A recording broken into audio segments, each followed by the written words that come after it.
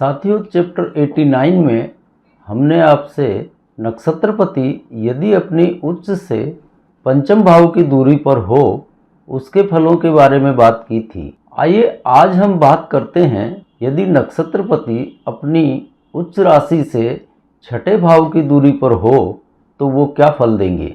इस श्रृंखला में हम आपसे जो बात कर रहे हैं उसमें आप इस बात का ध्यान अवश्य रखें कि नक्षत्र स्वामी अपने उच्च भाव और उच्च भाव से दूरी जन्य फलों को देने के लिए तो प्रतिबद्ध है, उसी तरह नीच भाव और नीच भाव से दूरी जन्य भावों के फलों को वो नहीं देता है, उन भावों के फलों में और कमी कर देता है। इन दोनों बातों को आप अच्छी तरह से समझ लीजिए। और आप जानते हैं कि हर ग्रह की अपनी अपनी फल देने की प्रवृत्ति होती है, तो जैसे ही नक्षत्रपति के रूप में ग्रह बदलेंगे उसी प्रकार उनकी फल देने की प्रवृत्ति के रूप में फल तो बदल जाएंगे, लेकिन यह दूरीजन्य भाव जो निकलते हैं या उच्च राशि वाला जो भाव होता है उन भावों के फल उन भावों के कारकत्वों के अनुरूप ही मिलेंगे। इस बात को यह समझें कि इस फर्क को आप अच्छी तरह से समझ लीजिए। और ग्रहों के बारे में तो हम आपसे इस श्रृंखला के बाद में विस्तृत रूप से बातचीत करेंगे ही। तो आइए आज हम बात करते हैं नक्षत्र स्वामी अपनी उच्च राशि से छठे भाव की दूरी पर हो तो वो क्या फल देंगे। आज की कुंडली के नक्षत्र स्वामी बुध हैं, तो यहाँ पर हम बुध के बारे में कुछ संक्षिप्त रूप से समझ लेते हैं। यहाँ पर आप में से कई लोग बुध की दो राशियाँ मानते हैं, मिथुन और कन्या, तो फिर वो कमेंट्स में सवाल उठाएंगे कि यहाँ पर आपने मिथुन को ही बुध की राशि क्यों लिया है, कन्या को क्यों नहीं लिया। तो आप इस बात का ख्याल रखिए कि बुध की स्वराशि सिर्फ मिथुन है, कन्या उनकी उच्च राशि है, न कि उनकी स्वराशि। कन्या राहु की राशि है, इसलिए यहाँ इस उदाहरण कुंडली में बुध सिर्फ लग्नेश हैं, इस बात का ध्यान रखिए। और इस बात को हमने यहाँ पर इसलिए दोहराया है कि पिछली बार एक मीन लगन की कुंडली उदाहरण स्वरूप हमने ली थी, उसमें कुछ लोगों ने सवाल पूछा था कि आपने गुरु की सिर्फ धनु राशि ही क्यों ली, वो तो मीन लगन में लग्नेश हैं। तो यह बात इसलिए हमने यहाँ पे पहले ही आपको स्पष्ट कर दी है कि मिथुन लगन में बुध सिर्फ लग्नेश हैं, वो चतुर्थेश नहीं हैं। मिथुन लगन में चतुर्थेश राहु होते हैं, और आप उसी परिप्रेक्ष्य में इसको समझेंगे तो आप बेहतर तरीके से समझ पाएंगे। अब बुध के विषय में आप एक बात समझ लीजिए कि बुध को बुद्धि प्रदाता ग्रह कहा गया है, और हम में से अधिकतर लोग इसे बुद्धि का प्रदाता ही मानते हैं, लेकिन बुद्धि का कहने की बजाय बुध को मति प्रदायक समझना चाहिए। बुध मति देते हैं, दुर्मति या सन्मति या त्वरित मति। इस भेद को जरा सा आप समझ लीजिए। देखने सुनने कहने में बात एक जैसी लगती है, बुद्धि और मति, लेकिन दोनों में कुछ अंतर है। आप स्वयं विचार कीजिए, यह अंतर आपको समझ में आ जाएगा। तो बुध को आप मति का प्रदाता मानिए। आप यहाँ देख रहे हैं कि यह मिथुन लगन की कुंडली है, और इस जातक का जन्म ज्येष्ठा नक्षत्र के तीसरे चरण में हुआ है। और ज्येष्ठा नक्षत्र में चंद्रमा होने के कारण नक्षत्र स्वामी यहाँ पर बुध होंगे, क्योंकि ज्येष्ठा नक्षत्र के स्वामी बुध होते हैं। और चंद्रमा यहाँ वृश्चिक राशि में छठे भाव में बैठे हैं। अब मिथुन लगन में बुध लग्नेश होते हैं, इसलिए लग्न को तो आप एक्टिव ही समझिए, क्योंकि ग्रह अपने भाव से तो बंधा हुआ ही है। तो ये जो बुध हैं ये लग्नेश होने के नाते इन्होंने लग्न तो एक्टिव कर ही रखा है। अब अपने भाव से नवम बैठे होने के कारण बुध यहाँ पर नवम भाव भी एक्टिव करेंगे, लेकिन यह किसी अन्य कारण की वजह से भी नवम भाव एक्टिव होगा, जिसे हम अभी थोड़ी देर में समझते हैं।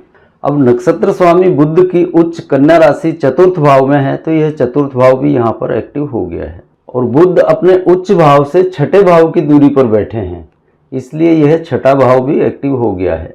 अब दसम भाव में बुध की नीच राशि मीन है, इसलिए दसम भाव भी डीएक्टिवेट हो जाएगा। और अपनी नीच राशि से द्वादश भाव की दूरी पर बैठे हैं, तो यह द्वादश भाव भी यहाँ पर डीएक्टिवेट हो जाएगा। यानी 4 और 6 दोनों एक्टिवेट हो गए, 10 और 12 दोनों डीएक्टिवेट हो गए। अब ये बाकी बचे 9 और 3 एक्टिव भाव और माइनस यानी डीएक्टिवेट भाव पंचम, इनके बारे में हम आगे समझते हैं। अब देखिए, बुध की फल देने की यह प्रवृत्ति है कि वो जिस भाव में बैठते हैं उस भाव को एक्टिव कर देते हैं। यहाँ पर नवम भाव में ये बैठे हुए हैं कुंभ राशि में, तो ये नवम भाव को एक्टिव कर देंगे। ये नवम हमने यहाँ पर एक्टिव लिखा है और यहाँ भी प्लस का निशान लगा है। अब आपको ये तीसरा भाव यहाँ पर एक्टिव दिख रहा है, यहाँ ये प्लस का निशान लगा है, और पंचम भाव डीएक्टिवेट है, ये पंचम। ये दोनों आपको ये समझ लेने हैं कि ये किस तरह से हुए हैं। तो यह दोनों भाव जो एक्टिव और डीएक्टिवेट हुए हैं, यह बुध के फल देने की प्रवृत्ति के कारण है।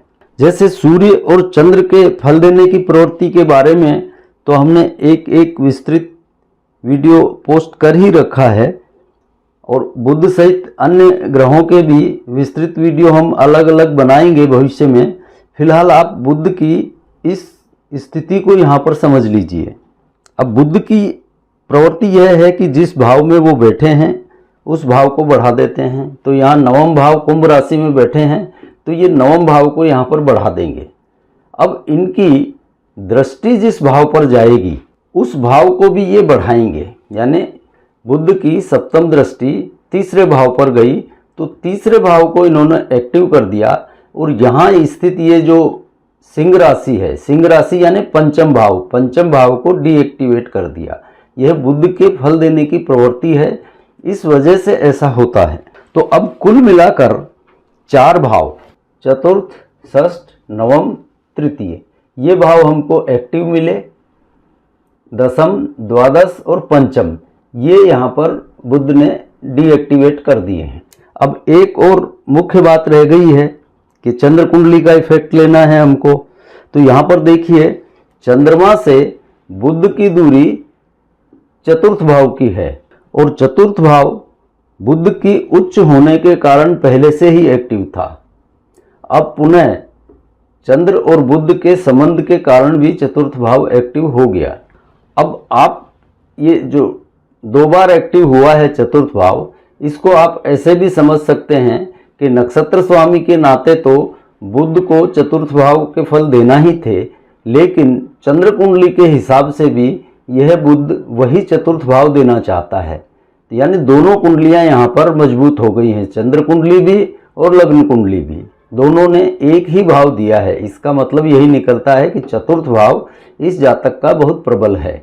अब इस जातक के चौथे और छठे भाव को नक्षत्रपति ने एक्टिव कर रखा है, मतलब जातक चतुर्थ भाव के फलों जैसे मकान का कंस्ट्रक्शन, बिल्डिंग, पार्टनरशिप, ऑटोमोबाइल, जो भी चौथे भाव के कारकत्व हैं, उनके द्वारा वो माध्यम बनेंगे और उसका यह व्यापार करेगा, और उसी की वजह से यह आगे बढ़ेगा, और यह चतुर्थ के प्रति ही आकर्षित भी रहेगा, और ये साधन इसको मिलेंगे भी। लेकिन यहाँ चतुर्थ के साथ छठे भाव का संबंध है एक्टिव होने में, यानी इसको ये चतुर्थ कर्ज के माध्यम से मिलेंगे। चतुर्थ के फल मकान, वाहन, गाड़ी या ये जो भी धंधे चतुर्थ से संबंधित करेगा उसके लिए यह कर्ज लेगा, और यह कर्ज इसको नुकसानदायक भी नहीं रहेगा। कर्ज लेने से ही इसका भाग्य भी बढ़ेगा, क्योंकि यहाँ पर चतुर्थ और षष्ठ के साथ नवम भाव इसका भाग्य भी बढ़ता है। तो ये कर्ज लेना इस जातक के लिए हितकारी ही रहेगा, भाग्य बढ़ाने वाला ही होगा। अब यहाँ पर एक बात आपने और नोट की होगी कि आमने सामने के विपरीत भाव तीसरा और नौवां एक साथ बढ़ रहे हैं, जबकि ऐसा होता नहीं है। तो कभी कभी ग्रहों की ऐसी पोजीशन होती है कि उनको दोनों भाव बढ़ाने पड़ते हैं। कई बार दोनों आमने सामने के भाव डीएक्टिवेट भी हो जाते हैं, तो इससे कोई चिंता करने की ज़रूरत नहीं है। इसका मतलब हम कैसे निकालेंगे यह आपको समझाते हैं। यहाँ तीसरा भाव एक्टिव होने के कारण यह जातक मेहनती और परिश्रमी तो होगा, ठीक है, और इसको मेहनत का पूरा फल भी मिलेगा। क्योंकि मेहनती होने के साथ साथ ये भाग्यशाली भी है। यानी ये दोनों विरोधी भाव दिखते जरूर हैं, लेकिन ये एक दूसरे के सहयोगी हैं। यदि नवम भाव ही केवल है, भाग्य भरोसे ही जातक बैठ जाए तो वो इतनी आगे नहीं बढ़ सकता। और अगर उसके साथ ही मेहनत भी करने लगे, भाग्य भी हो मेहनत भी हो, तो जातक कहीं का कहीं पहुंच जाता है, बहुत उन्नति करता है। अब चाहे आप ये भी कह सकते हैं कि यह भाग्य की वजह से मेहनत की तरफ प्रेरित होता है, या मेहनत करता है तो इसका भाग्य बढ़ता है। यानी ये दोनों भाव देखने में विपरीत हैं, लेकिन ये एक अच्छी सुंदर स्थिति बना देते हैं। तो यहाँ तक हमने जो एक्टिव भाव थे उनके बारे में जाना कि इनको कैसे हम संयोजित करके और इनका फल जानेंगे। अब आइए जो भाव डीएक्टिवेट हुए हैं उनके बारे में जान लेते हैं। अब यहाँ पर 12वां भाव डीएक्टिवेट है। इसका मतलब यह जातक जीवन का जो आनंद रस होता है, जीवन की जो उन्मुक्तता होती है, वह नहीं भोग सकता। क्योंकि ये डीएक्टिवेट भाव है 12वां, छठा भाव नक्षत्रपति ने इसका एक्टिव कर रखा है। तो इस जातक को नींद भी नहीं आएगी, हमेशा सोच विचार यही चलते रहेंगे, कंजूस प्रवृत्ति का होगा, धन को इकट्ठा करने की प्रवृत्ति रहेगी। यानी ये खुद पर भी खर्च नहीं कर पाता, न बीवी बच्चों पे कर पाता है, ये धन को जोड़ने की कला जानता है। छठा भाव कृपणता का होता है। अब 10म डीएक्टिवेट है, तो इस जातक की शुरू से ही अपने पिता से पटरी नहीं खाती, क्योंकि यहाँ पर 10म भाव में नक्षत्रपति बुध की नीच राशि पड़ी हुई है, और इसने जो भी प्रोग्रेस की वह पिता का साथ छोड़कर, पिता से अलग होकर ही की। 5म डीएक्टिवेट का मतलब यही है कि इसमें आत्मा वात्मा जैसी कोई चीज़ नहीं है, अपना धंधा करता है ठोक बजाकर और मज़े लेता है, कोई रहम वाला काम इसके पास नहीं है। अब चंद्रमा से भी बुध यहाँ पर चतुर्थ संबंध बनाकर बैठे हैं, यानी चंद्र कुंडली से भी बुध चतुर्थ भाव को ही एक्टिव कर रहे हैं। तो यह जातक मकान बिल्डिंग कंस्ट्रक्शन के धंधे में है और बड़े ऊंचे स्तर का कामकाज करता है, अच्छा बिल्डर माना जाता है। इसके पास बहुत कुछ है, लेकिन यह कंजूस प्रवृत्ति का आदमी है, जीवन का आनंद नहीं ले पाता, क्योंकि 12वां भाव तो यहाँ पर डीएक्टिवेट हो गया है और छठा भाव यहाँ पर एक्टिव है। तो सफाई से झूठ भी बोल लेता है कि कोई पकड़ नहीं पाए, और कंजूस प्रवृत्ति का भी है, पैसा खर्च नहीं कर सकता, ना अपने ऊपर न परिवार के ऊपर। और छठे की वजह से ही नए नए सोच, नए नए विचार, नई नई योजनाएं इसके दिमाग में चलती ही रहती हैं। छठे भाव का प्रभाव चूँकि दूरी की वजह से है, इसलिए चतुर्थ भाव जो उच्च है नक्षत्र स्वामी की, वो तो माध्यम है। चतुर्थ भाव यानी बिल्डिंग कंस्ट्रक्शन वगैरह का व्यवसाय, और छठा भाव उस दूरी का फल है। और दूरीजन्य भाव छठा होने की वजह से यह कंजूस प्रवृत्ति, पैसे को जोड़कर चलने की आदत, यह सब इसमें मौजूद है, और ज़्यादा सोच भी छठा भाव ही देता है। आशा करते हैं आपको यह सब समझ में आ भी रहा होगा और आप इस पर अभ्यास भी कर रहे होंगे। आप जरा सा अभ्यास करेंगे तो यह आपको इतना आसान लगने लगेगा और आप सटीक फल कथन तक पहुंचने में बिल्कुल भी असमर्थ नहीं होंगे। आप एकदम से कुंडली देखते ही समझ में आपको आ जाएगा। खाली आप इन भावों का जो संयोजन हम आपको समझा रहे हैं, आप इसको समझते चलिए। तो अब आज के चैप्टर को यहीं विराम देते हैं और अगली बार आपसे मिलते हैं इससे आगे के भाव के साथ। तब तक के लिए जय जय सिया राम।